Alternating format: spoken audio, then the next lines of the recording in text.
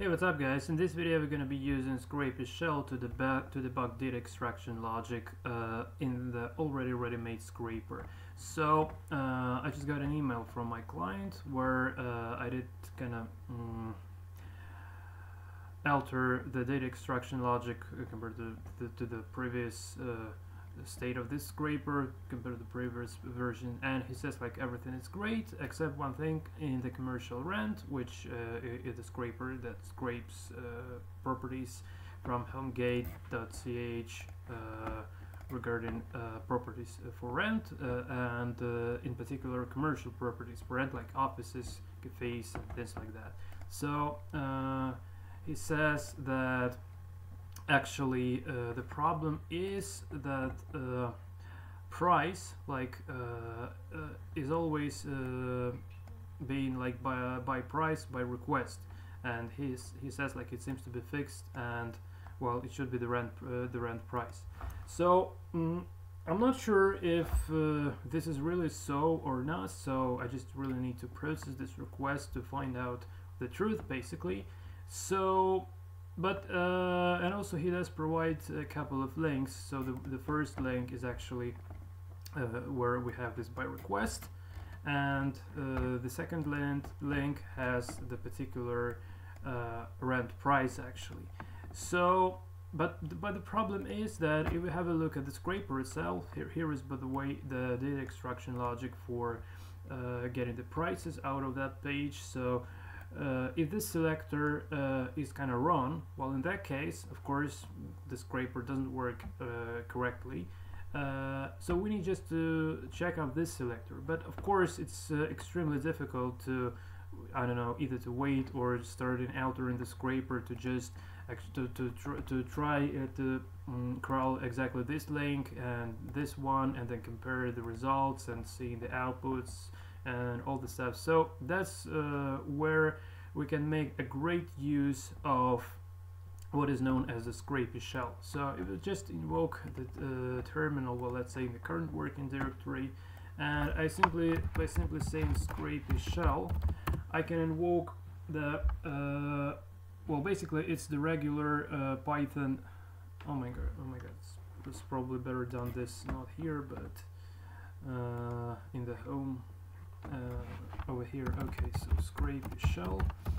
So it's like a common Python interpreter, but just with the shortcuts to some SCRAPY specific things like crawler, like response objects and things like that. So if I simply say fetch and provide the link that I'm supposed to extract data from, so in this case this is the link, so just copy this and just paste it over here. It makes an ongoing HTTP request and crawled to 100 response means everything is okay. And now if I simply say response.text, I can actually see the entire HTML source being extracted from this kind of request. But obviously we don't need the entire HTML response, but instead we just only need to get the selector. So now I need I just want to test what's going on in here. Okay, so probably this try except just fails. Okay, so let me just first try to actually check this selector out. So if I copy the selector itself and then say in response, because here the variable is count response, not just rest, and I just paste the rest of code. So don't need this rest anymore. Okay, so we're getting some rent but no price in particular. Okay, and also I'm really wondering so what this kind of stands for. Okay, so here we're just extracting some data from the script regarding the price, which probably doesn't really work in here. Okay, yeah, so that's because I just probably copy pasted this data extraction part from the commercial sale where it works perfectly well. Okay, so probably this selector is not really that it basically gives the wrong data in return. So we can actually, what we can try to do here, actually, we can try to extract this manually, and I'm not sure actually if the script tag, like, okay, so inspect and view page source, so all the data being extracted from the script tag below in here, but I'm just wondering, is there any kind of price there, like, so price by price. So I just try to have a look at some prices. Price 115, is that okay? Well, it seems to be. And yeah,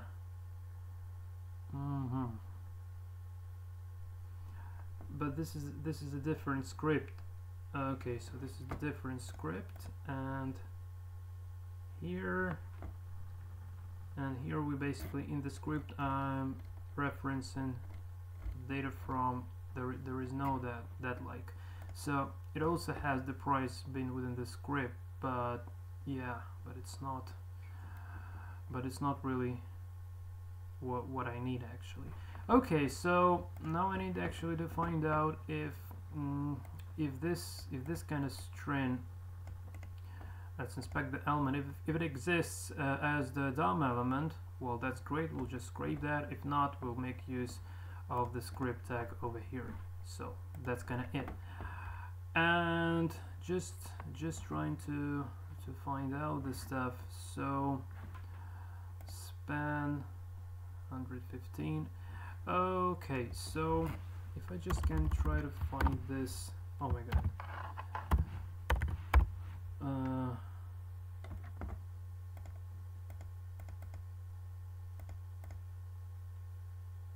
okay, is this the span basically? CHF rand, yeah, it seems like it's available as a DOM element, so we'll just try to grab this right out from here, and that's kinda it, I guess. And also we need this sensitive information, sensitive for my client list. So let's try to create the selector that will be extracting the data for us. So we're dealing with the list. This is the list item, right? So list item, spotlight attributes item 2, but I'm just wondering why the only list item here. It's kind of the only one for some reason. Well, okay, so spotlight attributes, well, okay, so let's try to make use of this class first, or maybe I'm not sure if there is something else, or okay, maybe let's try this instead. So copy, and we need to extract all the text, right? So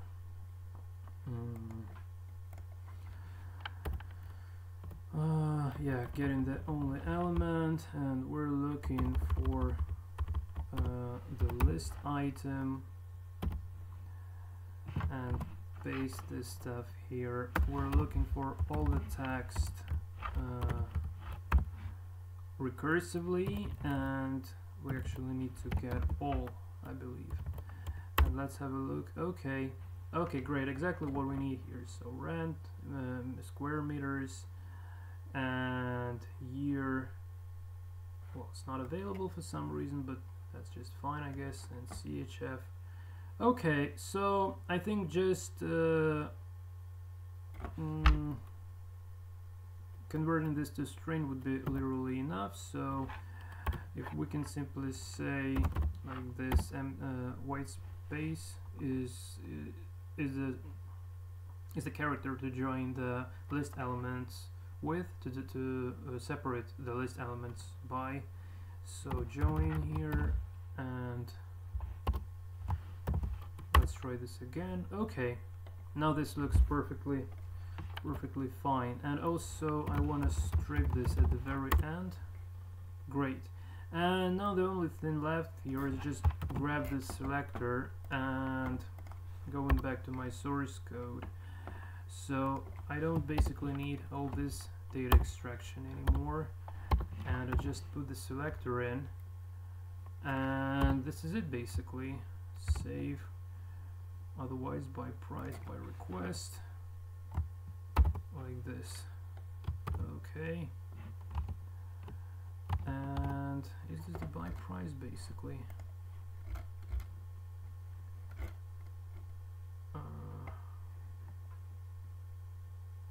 It's not the buy price, it's actually rent. Okay, so I need to change this slightly bit. So not the buy price, of course, but rent. Okay, so well, now I would probably try to run this scraper, so I don't need this old output there. Delete. So now we'll try to run the scraper, and so not here. Open terminal, and by simply saying Python 3 commercial rent.py, and what else? And this is it, right? So it would be going a bit too slow because I didn't yet specify. It doesn't crawl something. Oh, just not available postcodes. Some zip codes are not available. That's why the 404 error occurs basically. Okay, this is gonna be too long, so let me just comment out, or no, not comment out, but just let me comment this lines limiting the scrolling speed. So we'll go 8 concurrent requests. Okay, great. And no delay between the requests actually. So let's have a look. So costs by request. Okay, this is cost. Okay, price rent by request. So we're looking for the prices here, and okay, rent by request. Is there gonna be any? This is really strange. So do you really mean that all of these guys are actually having this by request? This is strange. So yeah, this is really strange because, okay, say over here they do actually provide some rent price, but why this happens, I'm really wondering. Price by request. Okay, so let me have a look. Maybe it throws some sort of an exception there. I'm not sure, but just need to find out that as well.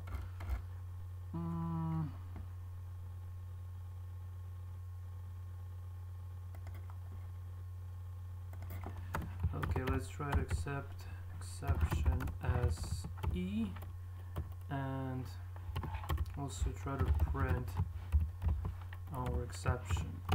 So let's run this one more time. What? Invalid syntax. Count equals line 59. What are you talking about? 59.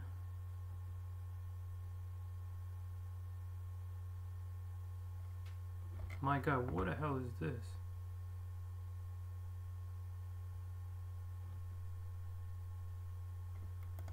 This is I don't know how this appeared basically. Save. Okay, it seems like I'm having some exceptions. Name exception is not defined. Okay. Okay.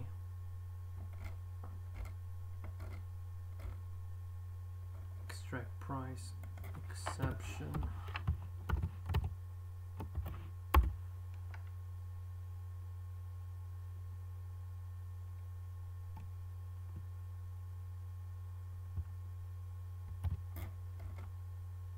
Name response is not defined. Oh, that's because I've used the variable name from the SCRAPY shell, which is not right. So from now on, I guess this should work correctly. So just delete this, all this stuff. Delete. Okay, and save. Now I guess it will work like a charm. so let's have a look one more time. Okay, so price, okay, great. Rent, square meters, year by request. Okay, and let's just look over the prices basically. So find next by request. Okay, now it gives the price. Yeah, and year. It's not being recognized, but still. Well, it seems like now the prices has been extracted just perfectly well. So great. Basically, this is really great.